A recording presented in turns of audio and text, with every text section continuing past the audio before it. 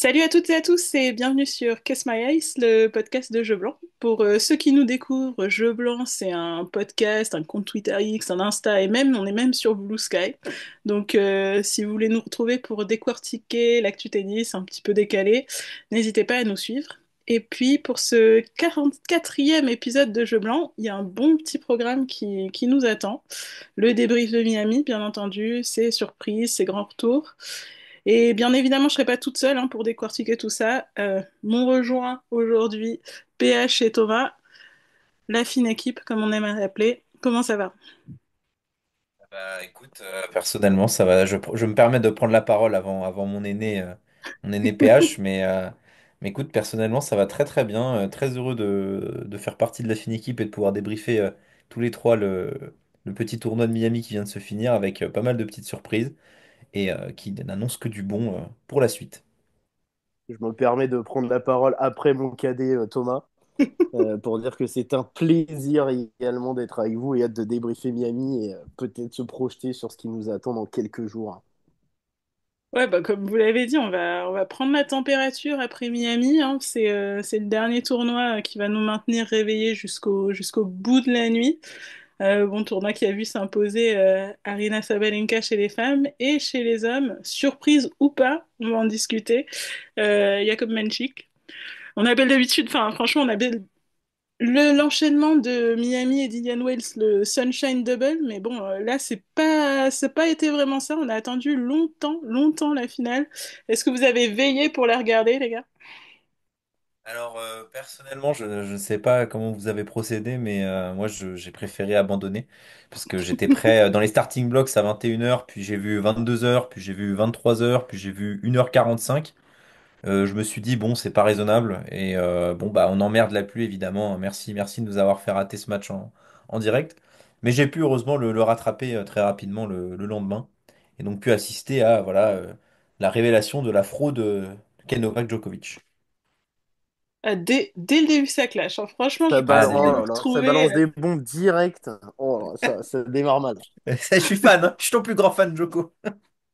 Bah oui, non, Ça mais se voit, on ça se se voit. souvient, on se Ça souvient se des voit. premiers podcasts où tu avais le poster de Novak derrière toi. Ah, On là, il faisait est des devant petites moi, là. vidéos. Il est toujours là? Il est toujours là, Là, Il il est est Thomas? toujours là. déchiré. Il est Ah oui, déchiré là, le poster, c'est clairement. sûr.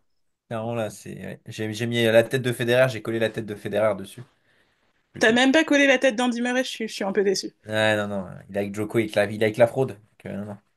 Bon, Ça plus marche pas. sérieusement, un petit mot sur cette finale, Thomas.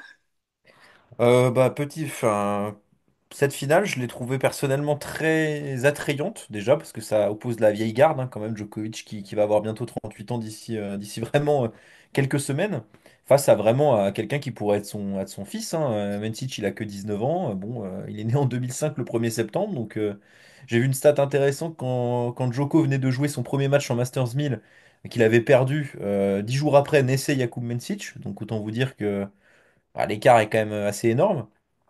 Et bah, déjà au niveau de l'âge, ça opposait un très beau clash entre deux générations.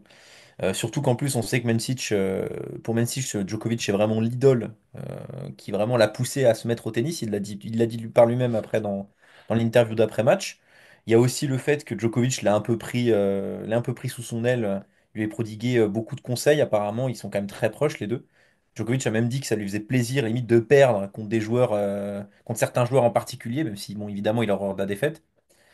Puis après, au niveau tennistique, pour parler un peu plus de tennis au niveau concret, la finale était de bonne facture. Franchement, bon, le cours est quand même très rapide, donc et les deux joueurs sont des gros serveurs, donc ils ont fait la démonstration un peu de leur service. Il n'y a eu qu'un seul break dans le premier set, mais ça s'est joué au tie-break et au final, bah, je pense que je laisserai PH nous expliquer un petit peu la gestion des tie-breaks de Djokovic, qui pourtant est réputé pour en exercice, mais il s'est fait un peu, bah, voilà, maté par un gamin, entre guillemets, dans les moments importants. Thomas, quand tu dis que Novak, ça semblait lui faire plaisir de voir Menchik à ce niveau, est-ce que tu t'y crois vraiment Bah, intrinsèquement non, mais je pense qu'il préfère perdre contre Mancic que de perdre contre un autre joueur. Voilà. Et je pense qu'il se dit quand même qu'il est arrivé en finale à Miami. Il a quand même produit, il a fait son plus gros pourcentage de première balle en carrière. Je crois sur le match contre Dimitrov, il était à 82% de première et quelques. Il a jamais fait un aussi gros pourcentage et il a battu deux fois il a battu deux fois ce record. Il avait fait aussi contre Corda, enfin pas deux fois, mais il était en troisième position. Je crois qu'en deuxième, c'était en 2010. Il avait sorti pareil vers les 80% de première.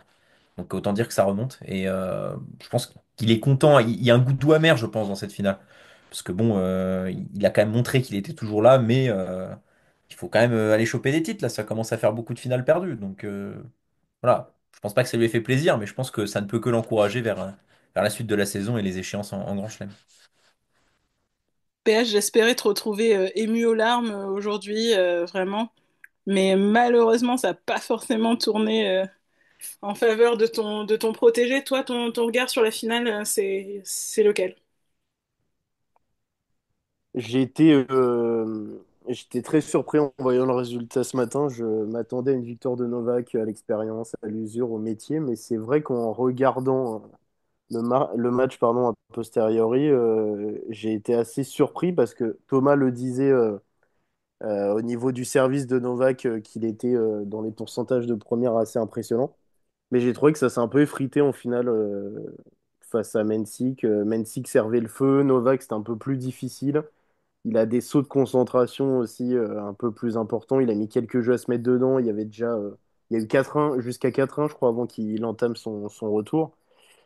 Mais pareil, dans les tie-breaks, c'est assez symptomatique. Thomas disait, ça fait longtemps qu'il n'a pas gagné de grands titres et tout. Et en fait, je suis assez d'accord. Dans le tie-break, on l'a vu. Avant, c'était un exercice qu'il maîtrisait. Et là, maintenant, ça a été compliqué. Il a été mené très vite. Alors oui, il est revenu parce que vu que c'est Mensik en face et il est encore un peu jeune, bah, il y a des trucs qu'il n'a pas forcément en tête. Mais finalement, il est resté solide. Et après c'était trop tard. Donc je sais pas trop quoi en déduire de cette finale. Est-ce que c'était un accident pour Novak enfin un accident, est-ce qu'il pourra reprendre des gros titres après? Est-ce que pour Mensik c'est le début de quelque chose où il va falloir rester très patient? C'est pas évident à analyser, je trouve. Même si j'ai bien aimé la finale, comme l'a dit Thomas, c'était d'un bon niveau. Est-ce que vous pensez que du coup la météo a vraiment joué en défaveur de Djokovic parce qu'il y a eu quelques petits tweets, quelques petites réactions qui ont un peu critiqué la programmation en disant bon, est-ce que c'était judicieux de mettre le double féminin avant? Est-ce que vous pensez que cette longue attente vraiment a posé des problèmes à Djokovic? Je me permets de réagir avant mon compère, mais personnellement, oui, déjà, enfin, je vais m'expliquer en deux temps. Alors oui, je pense que la programmation a été catastrophique. C'est pas uniquement pour ce match, hein, vraiment toute la semaine. Fils, il a dû jouer 16 heures après le match précédent avant de se faire sortir par Mancic. Donc bon, c'était n'importe quoi, hein, vraiment, James Blake, on sait pas ce qu'il a foutu, mais la programmation était vraiment cataclysmique. Mais pour autant, est-ce que ça justifie vraiment la défaite de Djokovic, est-ce que ça a pu le gêner? Bah, Mancic a littéralement évolué dans les mêmes conditions. J'ai vu, oui, certains invoquaient la pluie, certains invoquaient l'orgelet à l'œil de Djokovic. Bon, on peut invoquer toutes les raisons du monde, mais on a vu après l'interview d'après-match que Mancic n'était même pas sûr de participer au tournoi. Il était blessé au genou avant d'entrer à Miami.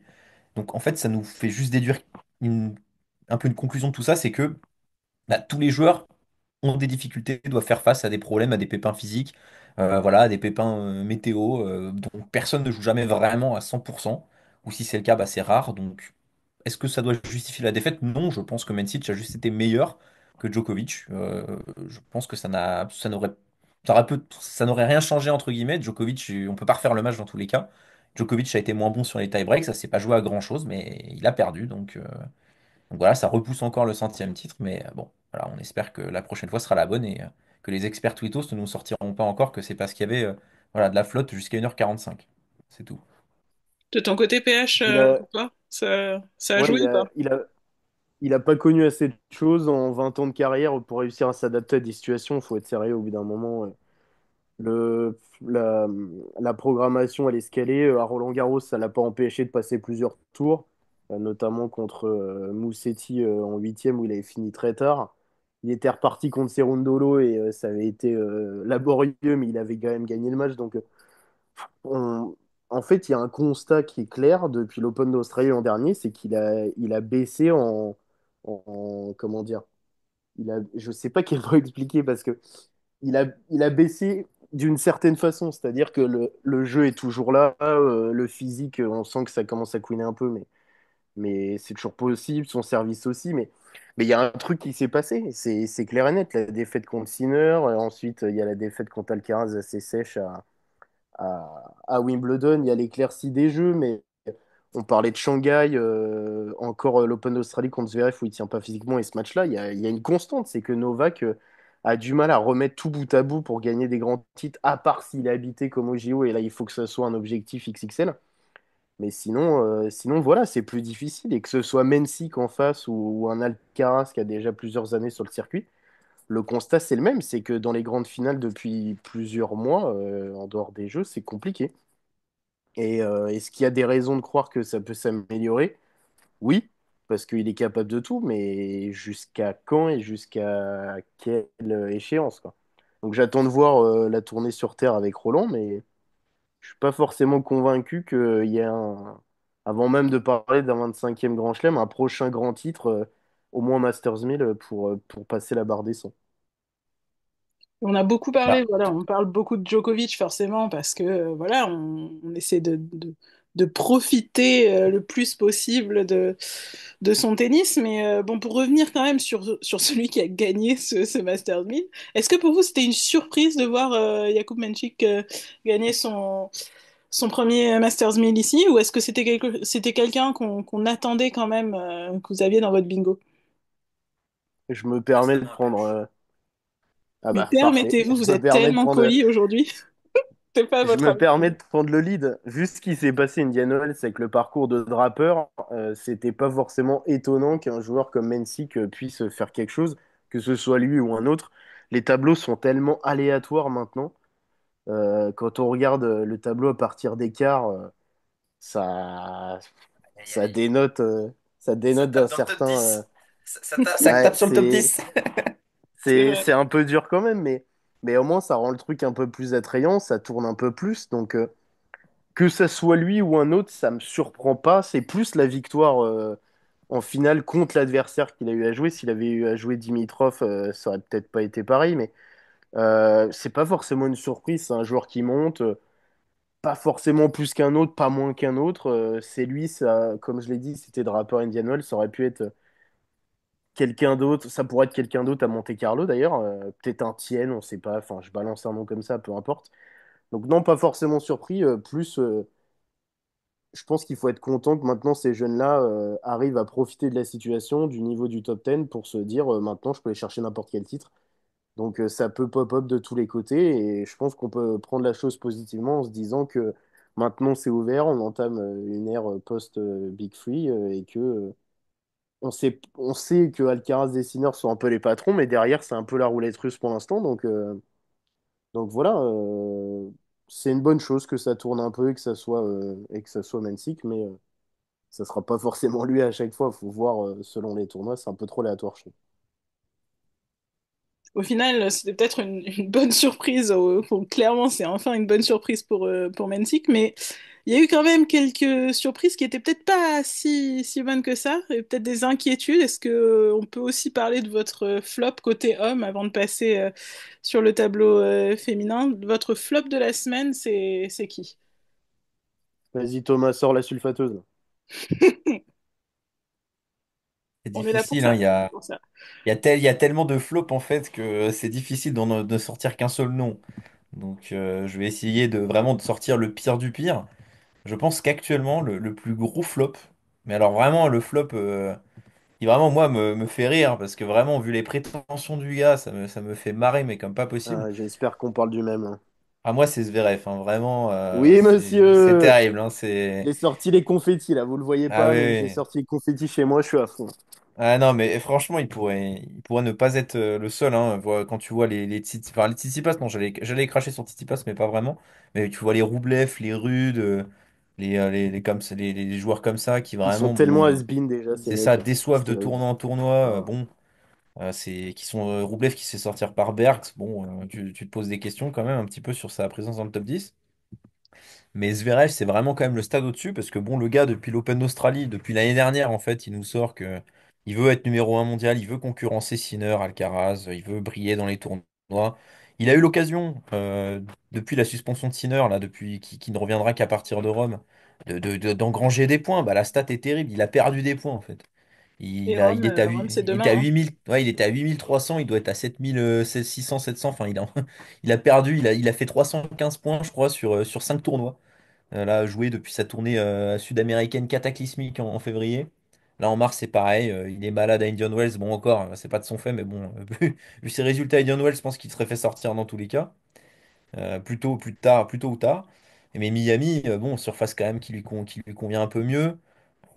Bon, tu peux pas te faire. Enfin, il se fait sortir par fils, donc on est content, mais voilà, pour un joueur qui n'arrête pas de dire je veux concurrencer Sinner, bah, c'est juste ridicule, quoi. Enfin, tu peux pas prétendre numéro 1 mondial et sortir des perfs comme ça depuis 2 mois, quoi. Donc je veux bien qu'il est ascendant, enfin il est voilà, souci psychologique avec la finale qu'il a perdue voilà, à l'Open d'Australie, hein. Il y en a d'autres qui ont eu cette redescente, mais bon, on peut penser à Medvedev quand il s'était fait souiller par Nadal en 5-7 en 2022. Donc voilà, il y a des traumas, mais quand même, quoi. Non, Là, mais c'est un énorme clown, le gars, au bout d'un voilà, moment. c'est et numéro 2 mondial. Bon, bah écoute, non, je suis désolé, numéro 2 mondial actuellement, c'est limite. Enfin, c'est pas Djokovic non plus, parce que Djokovic, il a pas fait des résultats incroyables à part cette finale, mais en fait, il n'y a pas vraiment de numéro 2. Il y a Alcaraz, mais bon, Alcaraz, bon, j'aurais pu le mettre aussi en tant que flop, mais il a quand même fait des quarts et des demi. Hein, il s'est pas fait sortir de manière prématurée non plus, mais c'est juste qu'on en attend aussi beaucoup d'Alcaraz, je pense. Mais Zverev, on en attendait quand même un minimum. Il a même pas réussi à assurer le minimum. Donc voilà. Non, Donc mais tout à fait, hein. Enfin, c'est vrai que là, on le voit. Alors, tu parlais de Novak Djokovic comme peut-être le numéro 2 actuel mondial. Bah, c'est celui, effectivement, qui fait la meilleure opération, hein. Plus 650 points.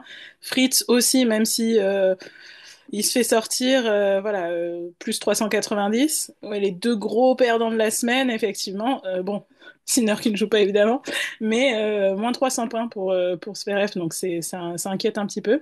Est-ce que vous pensez qu'ils peuvent rebondir sur la terre battue enfin bon, on me va en permets de parler tout à répondre l'heure. encore une fois, mais après je laisserai la main à PH. Mais oui, enfin Zverev sur terre battue, c'est sa meilleure surface.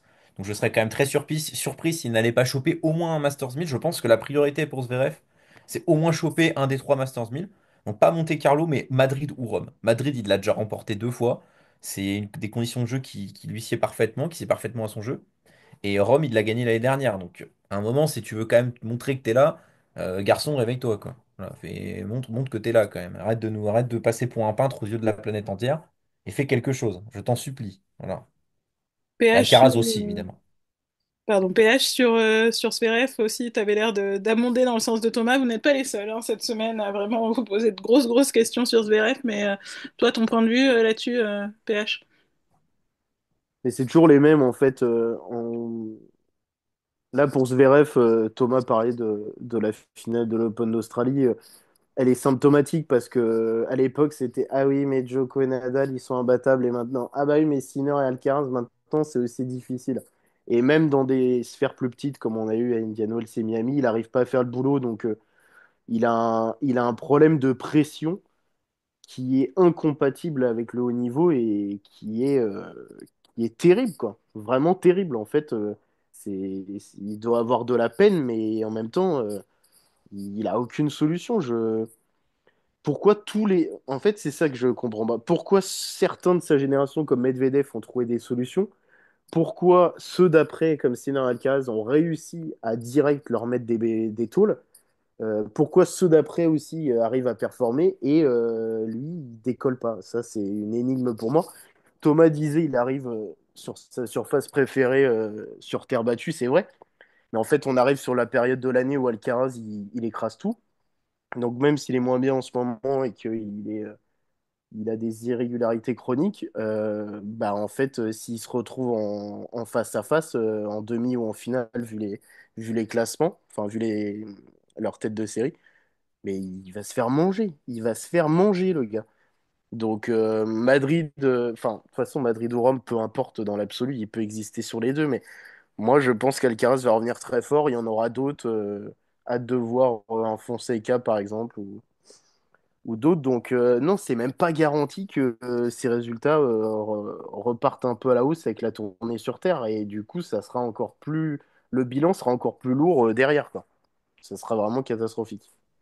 En fait, faut qu'il Alors, arrête de jouer, quoi. Faut qu'il pose sa raquette, Je- qu'il aille se manger des barres chocolatées au bord du lac, là, en Allemagne, là, je sais pas où il est, mais non, mais faut qu'il j'allais arrête dire parce que que c'est ridicule, en fait. vous n'étiez pas les plus durs sur Zverev, mais là, effectivement, tu Mais viens si, de remonter on la y barre va, mais touche. si.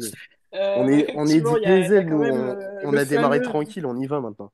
Qu'il aille faire une Ouais, sponsor Kinder Bueno comme ton gars, là. Putain. Eh oui, non mais c'est bon, on Voilà. laisse la place à des jeunes qu'on a plus envie de voir. On a compris, on lui a laissé sa chance. Ça fait combien d'années qu'il est sur le circuit maintenant? Ça Mec, fait le mec, il 10 est pas ans si qu'il vieux, a. mais Mais, c'est mais ça fait quoi? incroyable. Ça fait 10 ans vraiment Ah, ça fait 10 qu'il ans, est ouais. sur le circuit des grands. Ça Ouais, fait 10 voilà, ans. bah, il n'y a Ça rien. fait Il y a plus que 2016. le Masters vous êtes 1000. Explosion en dur. 2016. Il a encore quelques années quand même pour pouvoir Et pour performer, faire hein. quoi, Alice? Pour faire quoi? Je te pose la question, pour faire quoi? Il va faire quoi, le gars? Imagine Alors, s'il remporte Roland, certainement par contre. pas atteindre la place de numéro un mondial. Bon, je le dis maintenant, mais évidemment, dans 3 mois, il se passera une catastrophe et par accident, il sera tout là-haut. Non, mais effectivement, il faut qu'il se pose. Il y a des questions à se poser, mais il y a quand même David Lowe là du tennis podcast qui nous disait aussi. Je pense qu'en fait, les victoires qu'on a attribuées à Zverev, enfin, bon, qui s'est procuré, c'était plus des accidents qu'autre chose. Est-ce que vous iriez aussi loin? Est-ce que vous iriez aussi loin en disant, mais en fait, on pensait que on avait des grands espoirs sur Zverev, et puis, mais quand on regarde son palmarès, quand on regarde ses victoires, en fait, c'était peut-être un accident. Ah, alors je suis pas totalement d'accord parce que Zverev, ça reste quand même un numéro 2 mondial, ça reste un joueur qui est dans le top 10 depuis littéralement 10 ans. Voilà, enfin, pas loin maintenant, il est hyper régulier dans le top 10. Pour moi, c'est un très grand joueur de tennis. Il n'y a pas à dire, le mec est très fort, il y a pas de problème là-dessus. Quand il est à son prime, il peut taper tout le monde, il n'y a pas de souci. On l'avait vu, hein, il a gagné. C'est pas pour rien qu'il a gagné 2 fois le Masters, c'est pas pour rien qu'il a gagné 5 ou 6 Masters 1000. Mais je pense honnêtement que déjà, ces pics, ça arrive très peu. Ça arrive sur des surfaces vraiment hyper spécifiques. Voilà, sur dur hyper rapide, il est très très fort, c'est vrai. Mais tous les tournois ne sont pas sur cette surface. Sur terre battue aussi, il est très fort. Mais sur vase et surface, bah, il est pas si bon que ça en fait. Il y a des joueurs meilleurs que lui.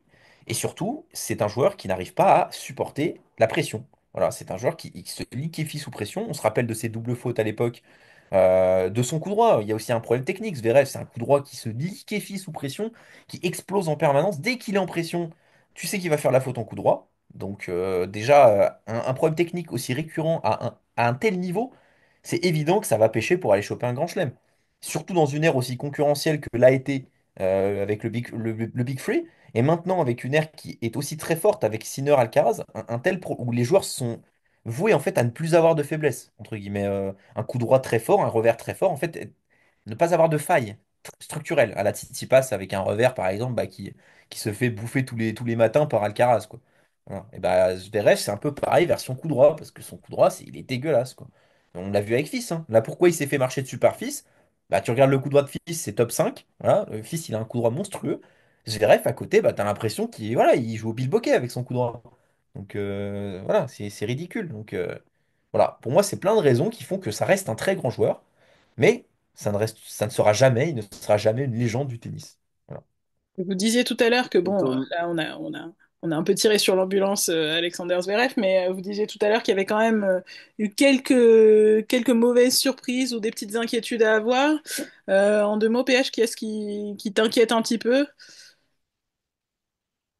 dans le tableau masculin? je m'attendais pas à cette question. Je suis là pour Je vous sais surprendre aussi, hein. pas. Je passe la main à Thomas, je vais y réfléchir rapidement. Là, j'avoue que je ne sais pas vers qui me pencher, hein. Quand Oh, on moi, voit je les dirais. résultats d'Alcaraz, quand on voit les résultats de Roublev, pas Bon, d'inquiétude, moi, tout Oui, va mais bien. Alcaraz, comme je l'ai dit juste avant, il va rebondir. En fait, c'est ça qui, pour refaire le lien avec ce qu'on disait juste avant, c'est ça qui fait la différence entre Zverev et Alcaraz, c'est que s'il y a une mauvaise période, il va rebondir tout de suite et les résultats vont être clinquants. Donc Alcaraz, non, je m'inquiète pas. J'avoue être un peu déçu que ça soit aussi fluctuant alors que c'est quand même la quatrième saison où il est vraiment à un très haut niveau. Je pensais qu'au bout d'un moment, ça allait se régler. Qu'il gagne pas tout, qu'il a encore des pépins physiques, il n'y a pas de souci. Mais là, c'est vrai que le début de saison est pas flamboyant, mais j'ai aucun doute sur le fait que ça va que ça va se remettre à l'endroit. Mais vas-y, Thomas, je te laisse. Oh, bah non, je fais dans le bon sens, hein. Pour moi, la moitié du top 10, elle pue la merde, hein. Voilà, je le dis, hein, les mots sont forts, mais. Vraiment, enfin, on regarde, On bon, va biper, bien sûr, voilà, en, évidemment, il en faut biper, post-prod. mais franchement, ouais, maintenant, je dis ça, mais maintenant, le top 10, l'ancien top 10 est en train de se barrer. Il y a une sorte de génération de passation de pouvoir aussi. Et Casper Ruud, je suis désolé, Alice, pour toi, mais Casper Ruud, il est septième mondial. S'il fait pas une grosse saison terre battue, bah, ça va gerter du top 10. Roublev, c'est pareil. Medvedev, il est déjà en dehors du top 10 parce que bah, il fait plus de très bons résultats. Euh, voilà, là, il y a un renouvellement. Il y a Draper, j'allais dire il y a Runeux, mais Runeux, il sort quand même d'une finale à Indian Wells. Donc là, sa meilleure surface est terre battue. J'espère aussi qu'il va repointer le bout de son nez dans le top 10. Tsitsipas, je sais pas trop. Je trouve que Cerundolo, il va y être aussi, hein. Ah, c'est Odolo quand même, il est encore loin, je pense, mais il a quand même pas mal de points à défendre, je pense. Dans l'absolu, je pense pas, mais moi, je pensais plutôt à Tsitsipas, tu vois, je sais toujours pas sur. Enfin, je sais pas quoi prononcer, je sais pas comment me prononcer encore sur ce joueur. Parce que Tsitsipas, il a quand même fait un gros tournoi à Dubaï. À Indian Wells Miami, il a pas brillé, mais en même temps, c'est pas vraiment sa surface. Il a jamais vraiment beaucoup brillé là-bas. Mais là, la terre battue arrive. Est-ce qu'il va pas nous sortir un quadruplé Monte Carlo? En vrai, c'est tout à fait possible, hein. Donc, euh, donc voilà. Je pense qu'il y a beaucoup de joueurs sur lesquels on pourrait tirer. Mais je pense que c'est juste un renouvellement là qui est en train de s'opérer. On a vu avec Fonseca qui vraiment arrive, Mancic, Fils, hein, qui est 15e mondial, meilleur classement. Donc voilà, c'est un renouvellement de joueurs. On a Draper qui est dans le top 6. Donc ça fait cette bonne augure, je pense. C'est juste faut attendre un petit peu là que ça se purge. Il faut espérer qu'Alcaraz et Zverev retrouvent du mordant quand même. Voilà, que tout ne soit pas évacué non plus, Alors, mais voilà. Zverev, s'il retrouve pas mordant, c'est pas grave, hein. C'est vrai. On veut un vrai top 10, nous, on veut un vrai top 10. Voilà. Pas des, pas des gars qui n'ont rien à faire ici. Il prend 30 places, Mencic, d'ailleurs, on l'a pas forcément dit, mais il est dans le top 25 là maintenant. Ouais, ouais, il est 23e Ouais, mondial. tout à fait. Il va remonter et c'est une bonne semaine pour lui. Bon alors si côté homme c'était pas forcément les victoires qu'on attendait, côté femme, est-ce que la victoire d'Arina Sabalenka vous a surpris? Ou est-ce que vous Oh, l'attendiez à ce niveau? Non, non, Pourquoi vu donc? le. voilà. Imagine, on dit juste non et on s'arrête de Ouais. parler. Débrouille-toi, Alice. Bah, Non, je mais me débrouille en vous posant plus de questions, mais je m'attendais tout à l'heure à ce que l'un de vous ressorte ses pronostics d'Indian Wells, où on avait pronostiqué effectivement Arina Sabalenka. C'est pas arrivé à ce bah, on te moment-là, laisse donc briller. On te laisse briller. Je crois qu'il y a que toi qui l'a dit, non? non, je pense que Tom, elle avait dit. Ah ouais, tu crois que j'avais dit Sabalenka pour Indian Wells? Non, moi je pense pas. Moi je pense pas que Thomas il a dit Zabalenka. Mais Ouais, je sais Jamais plus ce sûrement que victoire parce j'avais qu'on dit. n'avait pas Sabalenka. la même. Bon, alors effectivement, il n'y a que moi qui ai des visions parfaites du tableau. Je crois que j'avais redit hein, Sabalenka pour Miami, même si j'étais pas là sur les pronos sur notre petit groupe WhatsApp. J'avais pronostiqué Sabalenka, ou est-ce que je l'ai dit seulement à Auguste? Donc Sabalenka, Non, non, tu l'as qu'est-ce qui dit, vous a tu l'as marqué dit. dans sa victoire? Bah, Bah, personnellement, vas-y, PH. Vas-y, je te laisse parler. pardon, c'est un retour à sa place en fait. Je crois qu'elle n'avait pas encore de gros titres cette année, étant donné que elle n'avait pas été très très loin, Tranchante. il me semble. Je parle sous votre contrôle, mais sur la doublette du Moyen-Orient, elle n'avait pas été très très loin.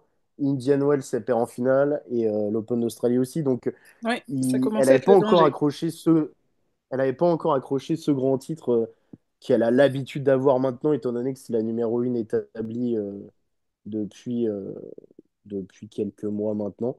Donc non, pas surpris. J'avoue avoir regardé que la finale et Pegula, au contraire, je l'ai trouvé un peu mieux que les dernières fois où je l'avais vu sur des grands rendez-vous. Mais en fait, on voit que ça suffit pas. Une Pegula qui relance bien, une Zabalenka des fois qui doute un peu.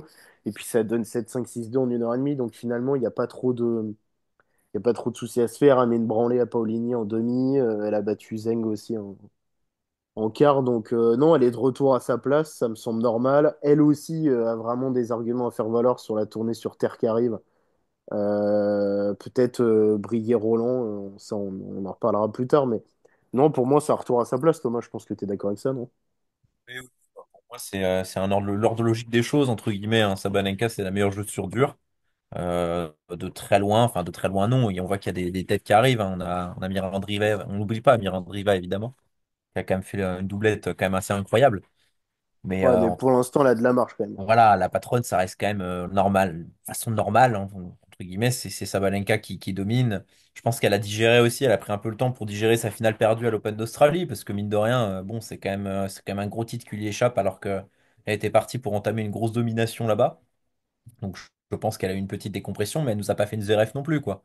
Derrière, elle a remporté un grand titre. Et en fait, le fait qu'elle tombe sur Pegula, en fait, c'est un peu l'ordre logique des choses aussi. Pegula, c'est fort, mais c'est quand même largement en dessous. Et sur leurs 3 dernières confrontations, bah voilà, Sabalenka l'a dominé à Cincinnati, à l'US Open, et maintenant à Miami. Donc d'ailleurs, elle lui a volé sa margarita d'ailleurs pendant l'interview Tout à fait. tellement elle avait le seum. Voilà, gentiment évidemment, mais bon, voilà, Sabalenka, je pense que mon terre battue, c'est pas forcément. Bon, si je dis ça, c'est pas forcément sa tasse Quand de thé, même. je vais me reprendre tout de suite. Elle est quand Ah, même elle est très, excellente, elle est forte Thomas. Quand partout. Qu'est-ce même. qu'il nous fait là? Qu'est-ce qu'il nous fait? J'ai confondu avec Medvedev là, l'espace d'un instant. Et Je attends, l'ai il a pris confondu. Rome, Medvedev. C'est le Oui, bah multiverse. alors, c'était le Ça fait tour des de forme décennies. le plus what the fuck du L'anomalie monde, hein. Ah, je tennistique. suis d'accord, mais c'est quand même le Jamais, multiverse, quoi. C'était jamais il est impensable. censé le prendre. Impensable. C'est l'anomalie la plus what the fuck des 5 dernières années, je pense. Donc bon. Et non, Sabalenka, je pense que là, elle a tout pour renforcer sa domination. Elle a encore renforcé son total de points. Je pense elle va briguer la place de numéro un. Elle a pris beaucoup d'avance, je crois 3000 points sur Swiatek, si je me Tout à trompe fait. pas. Donc voilà, Swiatek, elle a quand même beaucoup de points à défendre sur terre battue. Donc finalement, c'est une super opération pour Sabalenka. Donc, là, elle est partie pour faire des gros chiffres en tant que numéro 1 mondial. Et après tout, elle le mérite, hein. Donc c'est pas forcément une joueuse que j'affectionne particulièrement, mais il n'y a pas à dire, elle est à sa place. Et pour vous, Et qu'est-ce qui puis fait surtout, qu'elle est aussi constante, enfin qu'elle arrive, mine de rien, même voilà, même après plusieurs défaites, à rebondir et à rester à ce niveau de constance? elle a une palette qui me semble beaucoup plus fournie qu'avant.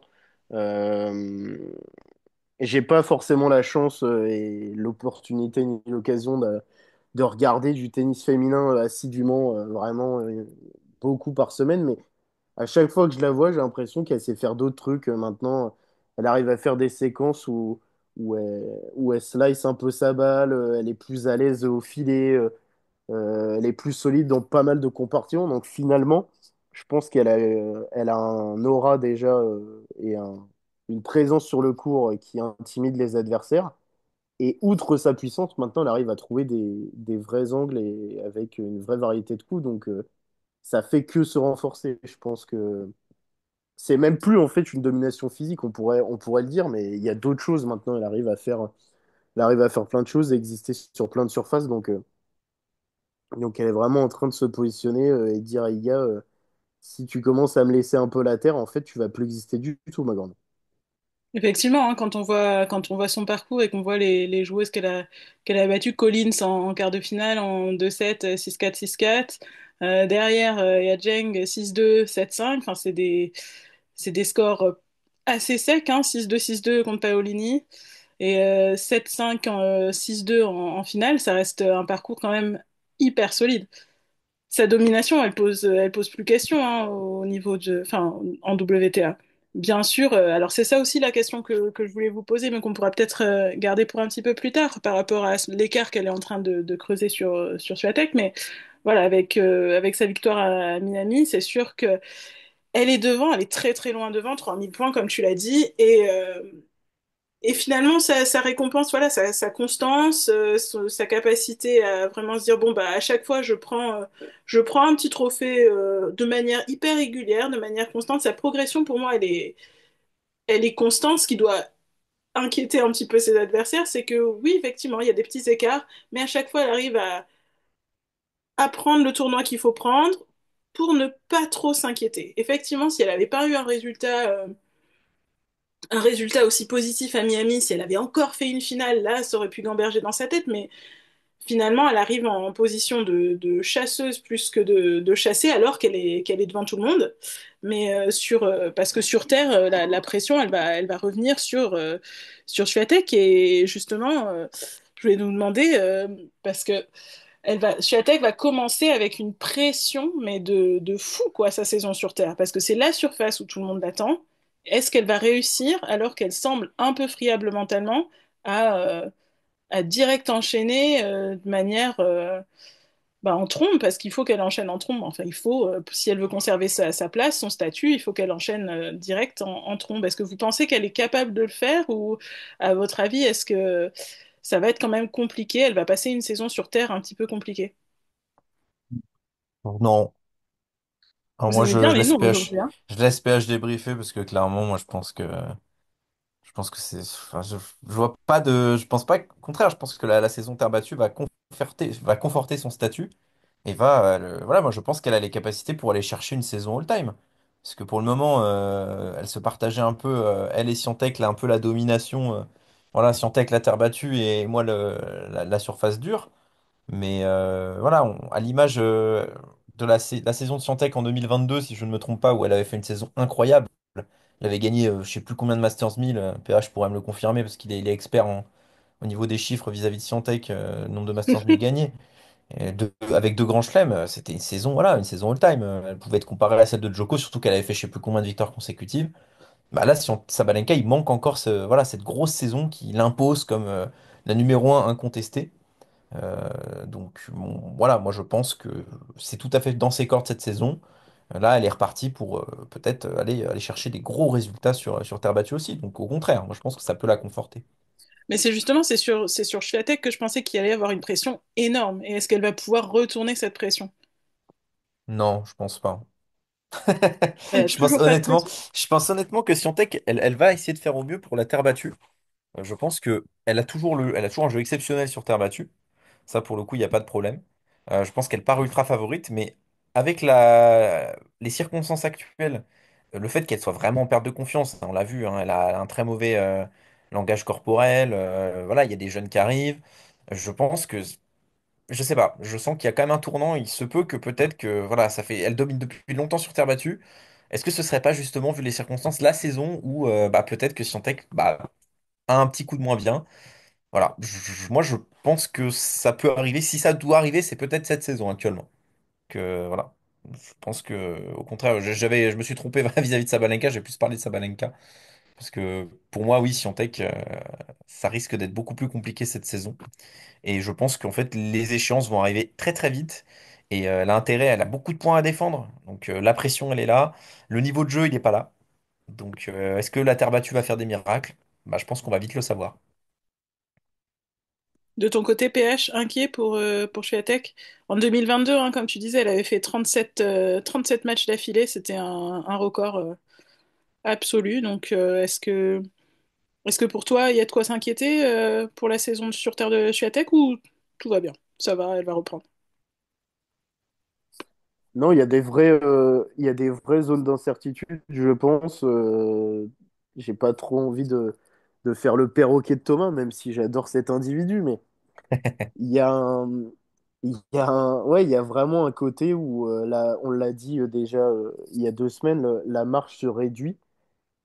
Et c'est pas déconnant de se dire que Zabalenka, à un moment, elle va remettre le pied sur l'accélérateur et passer une autre vitesse et se dire, bon, bah, peut-être que je prendrais Madrid ou Rome, mais en fait, Roland, cette année, c'est mort. Et du coup, ça offrirait peut-être, et j'espère qu'on va l'avoir, une finale en Grand Chelem entre les deux, parce qu'on n'en a toujours pas eu, alors que ça fait quand même plusieurs saisons que les deux se la collent, comme on dit dans le milieu. Donc, non, il y a des vraies inquiétudes à avoir. Et la question, moi, je la mettrais pas dans ce sens-là. Je me dirais, qu'est-ce que Zviatek peut faire pour essayer de pour réduire l'écart sur dur? Parce qu'en fait, sur terre, elle a toujours de la marge et je pense elle peut se voir un peu plus tranquille que sur dur. Mais si Zabalenka accélère sur terre, en fait, il va falloir qu'elle trouve un moyen d'exister un peu plus sur dur face à elle parce que sinon, c'est même pas la peine. Je suis même pas sûr que ça soit forcément, ah bah on arrive sur Terre, il faut vraiment qu'elle se concentre. Oui, il faut qu'elle se concentre parce que si elle laisse passer ces points-là, elle aura du mal à rattraper. Mais en fait, si en contrepartie, elle arrive à se remettre dedans sur dur, bah en fait, il y a pas force. La Terre sera moins le facteur décisif qui fera pencher la balance. Donc peut-être trouver des clés de ce côté-là, mais oui, il y a une vraie pression. C'est pas du tout garanti qu'elle écrase la tournée, ça c'est une certitude, je pense que c'est pas du tout garanti. Et même qu'elle gagne Roland-Garros, c'est pas si sûr, parce que Zabalenka, si elle se retrouve en face d'elle, on avait vu quand elle avait eu une vraie opposition en finale face à Mourova, c'était en 2023, je crois en finale de Roland, c'était chaud, c'était vraiment, vraiment chaud. Là, contre une adversaire qui commence à avoir l'edge un peu mental sur toi par rapport au classement, par rapport aux grosses victoires, bah, peut-être qu'en fait, ça passera pas. Donc, prendre les choses dans l'ordre, déjà, faire une grosse tournée sur Terre pour se donner enfin, pour souffler un peu. Mais il va falloir trouver des solutions sur dur parce que sinon c'est perdu d'avance, peu importe le résultat sur Terre. C'était un peu long, j'espère que c'était clair. J'ai eu l'impression de me répéter un peu, mais oui, la tournée sur Terre va être décisive. C'est celle-là, celle de 2025, c'est sûr et certain. Peut-être qu'il va y avoir un tournant qui va s'effectuer, qu'on imagine et qui va peut-être être symptomatique des années à venir, mais ça va être décisif, c'est sûr. Alors, juste Bah, Thomas, il y a eu quand même pas mal de surprises et de belles surprises dans le tableau féminin. Alexandra et Ala, est-ce que tu l'attendais? Est-ce que c'était quelque chose que tu avais prévu? Et est-ce que tu as eu l'occasion de voir, en tout cas, certains matchs? Moi, j'ai pu voir son match contre Swiatek, mais est-ce que tu t'attendais? Est-ce qu'elle arrive à déboulonner un tel pilier? Et là, bah écoute, moi, à part, j'ai pas eu la chance de voir beaucoup de ces matchs, j'ai dû en voir peut-être un, donc je peux pas vraiment me donner mon avis objectif sur cette joueuse, mais c'est sûr que j'avais vu sa photo plus petite où elle posait avec Maria Sharapova à l'époque, donc il y a quand même bien longtemps, hein, voilà. Mais joueuse très prometteuse, là, qui fait une énorme percée. Après, bon voilà, moi je m'enflamme jamais trop pour les joueuses comme ça de 18-19 ans parce qu'on se rend compte que les joueuses précoces comme ça sur le circuit WTA, il y en a eu plein. Il y en a vraiment eu énormément. Et pourtant, derrière, est-ce que ça a beaucoup confirmé? Pas tellement. Donc voilà, pour le moment, oui, elle fait des très bons résultats. Elle a un jeu quand même, voilà, c'est bluffant, mais je considère quand même que c'est encore un peu tôt. On n'est pas encore à une Mira Andreeva qui vient de faire un doublé Indian Wells Miami, quoi. Enfin, non, pas une Miami, mais bref, vous m'avez compris. Donc voilà, pour moi, et là, c'est à voir, c'est un dossier à suivre. J'essaierai de regarder quelques-uns de ces matchs quand même. Et j'attends, je sais même pas quelle est sa surface fétiche, donc je peux pas vraiment me prononcer. Je sais pas si vous avez plus d'informations ou si vous avez eu l'occasion de voir plus de matchs de cette joueuse. En tout cas, et Ala Andreeva, c'est sûr que ça fait un beau petit vent frais sur la WTA. PH, un petit mot? Est-ce que tu avais vu les photos? Est-ce que tu t'attendais à ce qu'elle éclore aussi vite? Non, j'avoue que quand j'ai vu son nom apparaître, je me suis dit qui est cette charmante dame? Je ne la connaissais pas. Je suis assez d'accord avec Thomas sur le constat des jeunes joueuses, mais là pour le coup, on est vraiment au tout début. Tu parlais d'Andreva, elle a déjà plusieurs références, et même sans parler de son titre récent, il y avait déjà des références. Non, bah je pense qu'elle était aussi attendue sur ce tournoi que Raducanu à l'US Open il y a 4 ans, mais à voir, c'est un dossier à suivre, honnêtement. Je vois pas trop ce qu'on peut en dire pour l'instant. C'est un super parcours, on est tous d'accord. Mais chez les femmes, des joueuses comme ça qui pop-up et qui peuvent sortir 2-3 top 10, ça arrive. Donc, à voir comment elles confirment. Il y en a même plus chez les femmes que chez les hommes, des jeunes qui arrivent, 14, 15, 16, 17 ans, qui arrivent de tous les côtés, mais ça confirme pas forcément. Je pense au Surf Virtua. Ça Oui, fait c'est vrai. plusieurs années déjà qu'elles sont là, il s'est pas Ouais, passé c'est vrai. grand-chose. C'est vrai que... Donc finalement, on n'est qu'au début. On attend de voir sa saison même dans l'ensemble. On pourra même pas juger à la moitié de la saison. Faut voir une saison, voire deux. Donc bravo à elle pour avoir percé jusqu'ici. Maintenant, faut continuer, ma grande. Mhm. Bah moi, je voulais parler quand même de Garcia qui était en sortie du top 100, hein, Ah, j'ai mais voilà. essayé de vous faire éviter effectivement les Ouais. flops de... Mais bon, Ah, ouais, mais alors Thomas, il oublie pas, lui. Il on a en que parlera Garcia une dans la tête, prochaine là. fois, on en parlera une prochaine fois. Mais voilà, le Non, fait mais que Gracheva, tu peux, tout que à fait. Gracheva, bon, j'ai rien à dire, à part que voilà, le tennis féminin, français, c'est la catastrophe en ce moment, c'est affligeant qu'on n'ait une seule française dans le top 100, qui est 60e mondiale, qui en plus est naturalisée. Donc autant vous dire qu'heureusement qu'elle est là, parce que sinon ce serait vraiment, ce serait terrifiant, quoi. Vraiment, il n'y aurait aucune femme française dans le top 100. Donc bon, pour Alors, cette le, semaine, on a quand même eu une petite... Enfin, cette semaine ou dans les 10 derniers jours, on a quand même eu une petite surprise. le retour peut-être Oui, Alizé Cornet, oui. d'une Française dans le top 100 à venir, hein. Tu vois, Ouais, tu ne dois pas perdre espoir. Le retour d'Alizé Cornet, juste en 2 mots, ça vous fait quoi? ouais. Bah, elle a 48 ans, quoi, donc à un moment, bon, Oh, je veux c'est bien, méchant, mais... c'est très très méchant. Bah non, mais je sais pas, mais à un moment, bon, oui, elle vient faire là, elle veut se faire un petit kiff. Je pense que elle a du mal un petit peu à digérer sa retraite. Elle est mordue de tennis, ça se voit. Elle a toujours dit qu'elle était accro au tennis. Donc voilà, je pense qu'elle arrive pas trop à passer à autre chose. Elle se dit, vas-y, je refais un petit kiff, je vais voir ce que ça donne. Est-ce que je vais peut-être pouvoir lâcher une petite run sympathique? Et puis voilà, ciao, bonsoir. À un moment, bon, elle a peut-être pas 48 ans, mais bon, elle est plus toute jeune non plus, Alizé Cornet. Attends, je sais même pas quel âge elle a, mais je pense qu'elle se rapproche des 35, 36, 40. non? 35, peut-être. Elle va avoir 35 cette Ah. année Ah ou ok, vient bon, ça d'avoir va. 35. Voilà, Ouais, bon, mais bon. attendez. Non, mais c'est des retours un peu anecdotiques. Il y a rien à espérer forcément. S'il se passe des choses, ça sera tant mieux, mais elle va pas relancer un second souffle maintenant.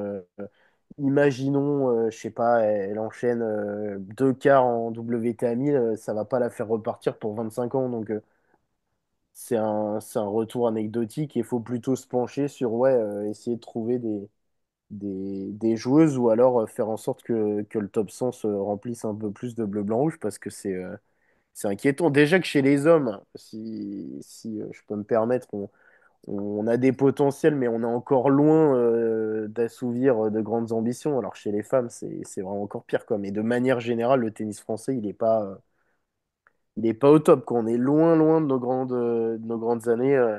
Je regardais ça d'ailleurs récemment, je fais une petite digression, j'en suis désolé. Euh, je me refaisais quelques images des Jeux de Paris et par curiosité, je suis allé voir les résultats des Français. Et en fait, en tennis, à l'époque des mousquetaires et tout, on avait des résultats cosmiques. Et en fait, depuis, c'est terrible. Donc, au-delà des JO, parce que c'est une très, très, enfin, une très petite part du calendrier, on a un tennis français qui commence à retrouver des couleurs, mais on est loin d'être une référence, que ce soit chez les hommes, chez les femmes. Allez, Il Arthur va Fils, falloir être, j'espère que il va tu vas falloir nous être porter patient, ça. sûrement. Mais bon, on va vous laisser savourer la tournée sur Terre qui va commencer. On se retrouvera avant pour un prochain podcast. En attendant, ça sera le petit mot de la fin. Et puis sinon, n'hésitez pas à nous suivre sur les réseaux, sur notre Twitter, Instagram et le site Jeu Blanc avec ces petits articles qui décortiquent l'actu du tennis de manière un petit peu décalée. Bonsoir à tous. Et puis à la prochaine, PH, Thomas. Salut! Salut, salut! Bonne soirée à tous!